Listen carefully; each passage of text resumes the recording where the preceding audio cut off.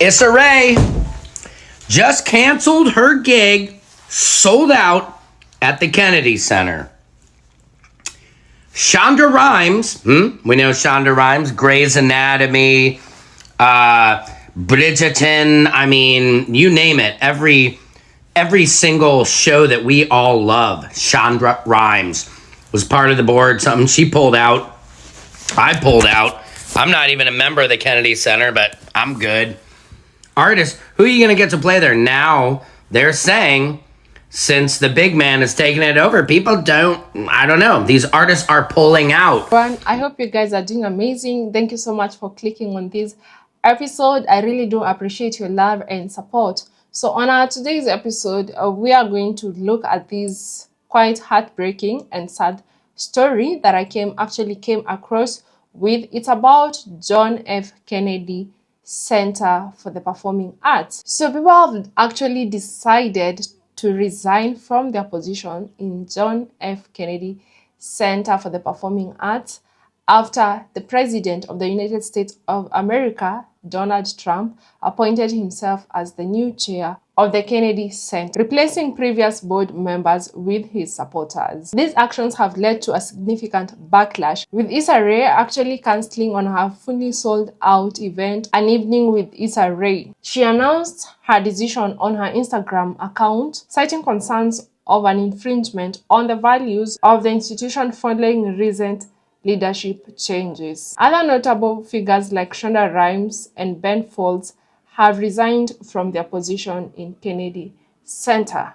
I want us to watch these videos together, guys. Every clip and every stitch that you'll be seeing on our today's episode, credit belongs to the original creators of these videos. If you're coming across this channel for the first time, my good name is Gracey D. Kindly consider subscribing to this channel. Give this video a like and let me know what your thoughts are on the comment section. So let's dive right ahead and we'll come back with more commentary. And the Kennedy Center hits just keep coming. By now, you may know that on Wednesday there was a flurry of activity from the Kennedy Center, but wait, there's more you may not know about. By way of a quick recap, on Wednesday, POTUS went through with a bunch of things that he had threatened to do on social media, including appointing 18 new board members to the Kennedy Center, replacing 18 members of President Biden's appointees that he had fired on Monday. That's the 50-50 makeup of the board that has been the tradition for, I think, 50 years. And now, instead of bipartisan, we have all Trump appointees, including Usha Vance, the wife of Vice President Vance, and Susie Wiles, Trump's chief of staff.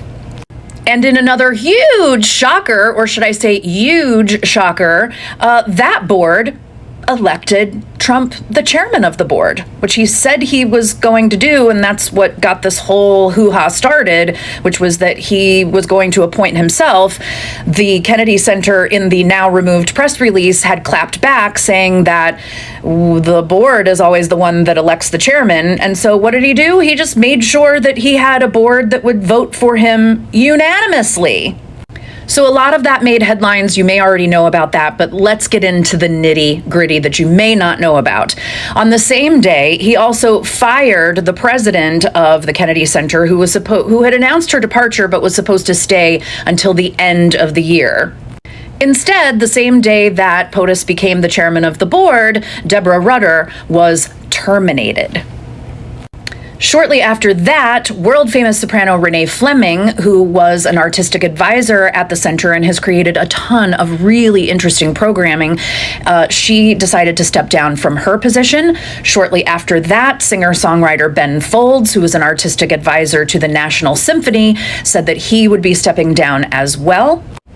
Then today, the incredible creator of amazing television shows, Shonda Rhimes, who was treasurer of the board, she resigned, followed shortly by the absolutely phenomenal actor Issa Rae, who had a sold-out show coming up at the Kennedy Center, decided to cancel it. Her show, titled An Evening with Issa Rae, was scheduled for March 16th. She took to Instagram and said, unfortunately, due to what I believe to be, I love this phrase, an infringement on the values of an institution that has faithfully celebrated artists of all backgrounds through all mediums, I've decided to cancel my appearance at this venue.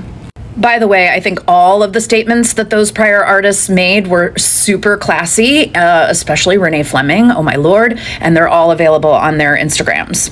Okay, so the artistic resistance has begun, but perhaps even more worrisome is that there was a children's musical that had been commissioned by the Kennedy Center that was critically acclaimed, a huge hit at the end of 2024, and it was supposed to go out on tour after completing its run at the Kennedy Center, and that tour has been canceled. Because, you know, a musical about a young shark that goes on a magical journey of self-discovery, friendship, and adventure, no, we can't have that. We can't have that. I joke, but it's actually totally heartbreaking. And the creators of the musical said on their IG, "We didn't ask for this joy bomb of a show to be part of the resistance, but here we are." At its heart, it has a universal message of love and acceptance. The fact that that extends to sparkly boys seems to be controversial. So quickly on the heels of that, Actors Equity Association, the Actors and Stage Managers Union that is 51,000 members strong, issued a quick rebuke. "We are outraged at the news that the Kennedy Center has canceled the upcoming tour of Finn, a musical for young audiences that just concluded an acclaimed run. Since its founding, the Kennedy Center has represented the full breadth of American culture. It is disturbing to see the new leadership of this institution move so swiftly to suppress viewpoints that they do not agree with. And it's beyond appalling that the art they find so dangerous is a joyful children's musical encouraging young people to be true to themselves and follow their dreams." Amen, Equity. Amen. I am just so heartbroken and shocked and just sick to my stomach that this is a priority for the new administration. This is absolute madness. And I hope for any of you that care about the arts will make your voice known. I highly recommend the 5 Calls app, and there's also even a text bot. If you don't feel like calling, you can ask a text bot to do it for you. Give it a Google. Will there be more drama, more departures? Let's see. Follow along. I'll keep you. Issa Rae just canceled her gig, sold out at the Kennedy Center. Shonda Rhimes, we know Shonda Rhimes, Grey's Anatomy, Bridgerton, I mean, you name it. Every single show that we all love, Shonda Rhimes was part of the board. Something she pulled out. I pulled out. I'm not even a member of the Kennedy Center, but I'm good. Artists, who are you going to get to play there? Now they're saying, since the big man is taking it over, people I don't know. These artists are pulling out because Issa Rae said, look, I support artists of all backgrounds, baby. And the new chair who's taking over, we're not with it. You know, they not like us, she's saying. They are doing the Serena Williams, bum, bum, bum, bum, bah, bah, all around them, guys. Check out my headphones. I know, they're sage. So anyway, that's what's happening right now. So we'll see. Will other artists drop out of the Kennedy Center and not want to perform? I remember Dave Chappelle's been there, Chris Rock, Jon Stewart. I saw Led Zeppelin, a beautiful performance when the singer of Heart was singing Stairway to Heaven. I mean, Kennedy Center is an amazing place. That's an amazing award to get. Do you guys think it's going to lose its value now? I don't know. Secret Service Sam out. Samson for president of TikTok. So the country's new baby daddy decided to appoint himself as the chairman of the Kennedy Center. Shonda Rhimes then stepped down from her position as Treasury as a result of it, because she fell out with the baby daddy's board of elect, and Issa Rae canceled her sold out show at the Kennedy Center, basically saying that, baby, this is an infringement of my values. We stand for something completely different than what y'all stand on, and I'm standing on business, and I'm refunding all y'all, and I hope to see y'all soon. What is happening? What y'all think about that? Shonda Rhimes, the mastermind behind hits like Bridgerton, Scandal, How to Get Away with Murder, and Grey's Anatomy, has resigned from the Kennedy Center Board of Directors after Trump, the chaos agent, has appointed himself as leader. The Kennedy Center is responsible for creating art that we can all enjoy. With Trump at the helm, what does this mean? What's next? More importantly, what's left? While the drama continues, we must continue to resist. What the fuck, bitch? What the fuck? So, this is my first. I shouldn't be surprised, but he actually meant that shit. So, I guess the arts are about to be infected. The highest art honors in the land are about to be infected with propaganda now. Infected with right-wing propaganda. So I'm going to be watching and paying attention to which artists and companies bend the knee to this orange felon. I mean, like, for example, we already know where Dallas Black Dance Theater stands. So we're going to see who else bends the knee.